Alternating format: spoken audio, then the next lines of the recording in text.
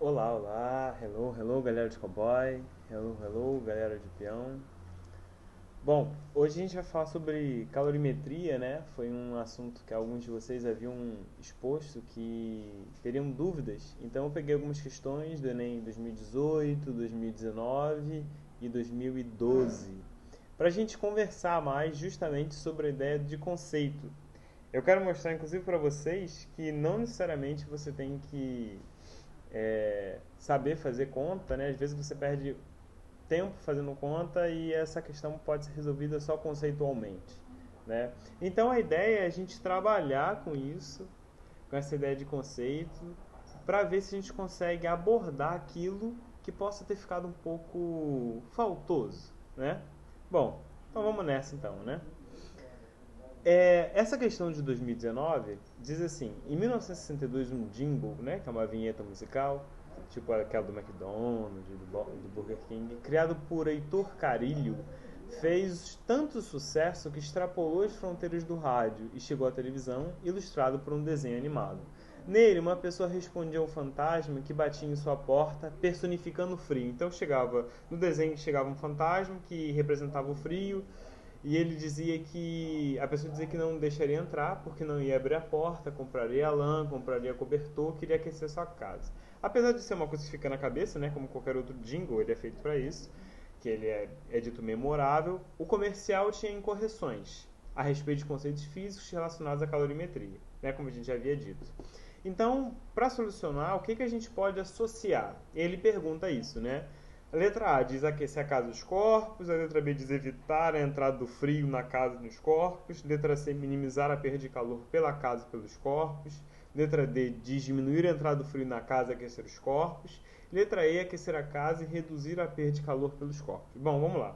Primeiro que existe o primeiro conceito, a gente já pode tirar aqui algumas alternativas. A primeira de todas, a gente sabe, pelas leis da termodinâmica, que não existe essa ideia de que o frio entra. Não existe isso. A gente não estuda a passagem de frio de um corpo para outro. Isso não existe. O frio em si ele não existe. Tan, tan, tan, tan, não existe. O que existe é o calor.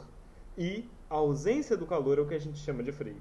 A gente não estuda o frio, a gente estuda o calor, a passagem do calor, a troca de calor entre os corpos. Então, quando você diz, por exemplo, você coloca o gelo no copo da Coca-Cola, você não diz que você está esfriando a Coca. Pelo contrário, você está esquentando o gelo. É a Coca quem esquenta o gelo e não o gelo quem esfria a Coca. Ah, mas a Coca fica fria. Fica fria porque ela perde calor, né? Ela está cedendo calor para o gelo. Por isso que ela fica fria. Então, vamos lá. Então a gente já cancela a B, né? Que é evitar a entrada do frio, já cancela isso.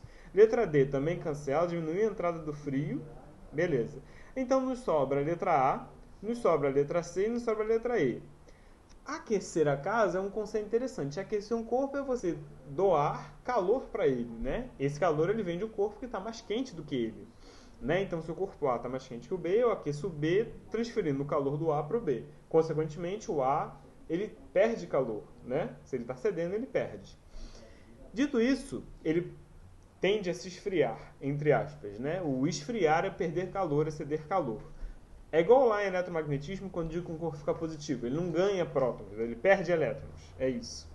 Bom, então aquecer a casa. Se eu tivesse um aquecedor, se tivesse dito que haveria algum aquecedor, tudo bem. Mas não é esse o ponto, né? E não está encostando a casa perto de alguma coisa, sei lá, perto de um forno, de um alto forno. Então, um cobertor, uma lã, fechar a porta, fechar a janela, minimiza a perda de calor. Você não aquece a casa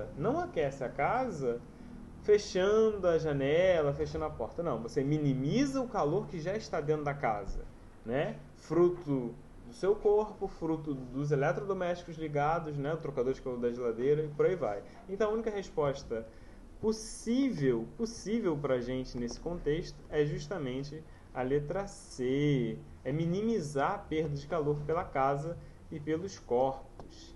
Então, não existe essa ideia de esfriar alguma coisa, tá? Não é o gelo que esfria a coca.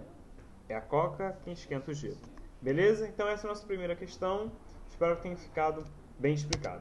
A segunda é o seguinte: duas jarras idênticas foram pintadas, uma de branco e outra de preto. Essa trabalha um pouco com o conceito daquilo de, quem já não ouviu de repente a avó, a mãe, falando assim, não sai de preto nesse calor, nossa, esse calor danado e você de preto, né?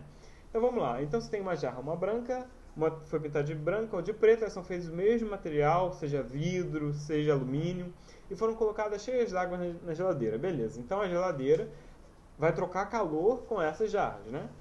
E aí as jarras acabam cedendo esse calor. Então elas acabam esfriando. Beleza. No dia seguinte a água está a 8 graus Celsius. Elas são retiradas e aí mediu-se o tempo em que de 8 graus elas passaram para a temperatura ambiente. Vamos dizer que a temperatura ambiente era 25. Então de 8 elas foram para 25. Então mediu esse tempo em que elas saíram de 8 graus e chegaram a 25. E aí depois pegou essas águas e aqueceu até 90, né? Sabendo que a água ela vai ter o ponto de evaporação dela a 100, ela na verdade aqueceu até 90, beleza. E também mediu o tempo, depois que aqueceu até 90, mediu o tempo, ela iria trocar calor com o ambiente e depois iria atingir a temperatura ambiente. Então vamos lá, então a gente tem duas opções. Então a primeira situação é, você tem aqui a jarra, né? A jarra, vou colocar aqui jarra, e aqui eu vou colocar um A de ambiente. Na primeira situação, a jarra estava em temperatura menor que a temperatura ambiente. Então, a jarra recebeu o calor do ambiente, certo? E na segunda situação, a jarra estava mais quente que a temperatura ambiente, certo? Que ela estava a 90 graus, né? Que era a temperatura da água. E temperatura ambiente a gente sabe que não é 90 graus, né? Senão a gente estaria vivo, né? Então, enfim. E aí, como ela estava mais quente que o ambiente, ela cede calor para o ambiente. Então tem duas situações diferentes, certo? Mas elas vão seguir o mesmo princípio. O que acontece aqui é uma questão muito conceitual. Se eu tenho um corpo que ele tem muita facilidade de receber calor, ele também tem muita facilidade de ceder calor. Por exemplo, o metal, né? O metal tem muita facilidade de ceder e de receber calor. Então, essa questão da troca de calor, esse coeficiente, né? Essa habilidade do material, se assim a gente pode dizer, essa capacidade do material em trocar calor, ela vai ser indiferente. Isso também vale para a cor. A cor preta, né, e aí a gente entra na questão um pouco de ótica, né, como ela tem a propriedade da absorção, ela absorve muito mais facilmente. Ela tem uma reflexão muito maior do que a cor branca, né? Então a cor preta ela absorve, enquanto a cor branca reflete todas as tonalidades, né? Isso também vale para a questão da calorimetria. Então o preto, se ele tem muita facilidade para absorver, ele também tem muita facilidade para doar. Então, nas duas condições, a que menos vai levar tempo para ceder ou para receber é a jarra preta. Beleza? Então, a jarra preta, diferente da jarra branca, demora muito menos tempo nas duas situações. Por isso que não é legal quando está muito calor, você sair, né, daquele solzão lá no verão, você sai com uma blusa preta. Você sua muito mais que qualquer amigo ou amiga seu ou sua que estiver com a camisa branca, uma camisa mais clara, uma cor mais clara, né? Porque a camisa preta, a cor preta, tem muito mais facilidade na troca de calor, beleza? Com o ambiente, né? E consequentemente também com o teu corpo, com a tua pele. Bom, daqui então, a gente tem agora uma última questão, pelo menos desse vídeo, para a gente encerrar, porque ele já está ficando um pouco longo, que é o seguinte: eles pegaram uma tirinha e aí deram uma tabela.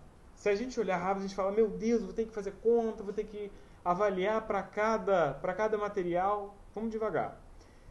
O cara quer desatarrachar, tá lá na oficina, quer desatarrachar a porca, né? É igual quando você tá lá, tá com vidro e tá com metal. A tampa lá do palmito, da azeitona, você não consegue desatarrachar, né? E aí o que acontece?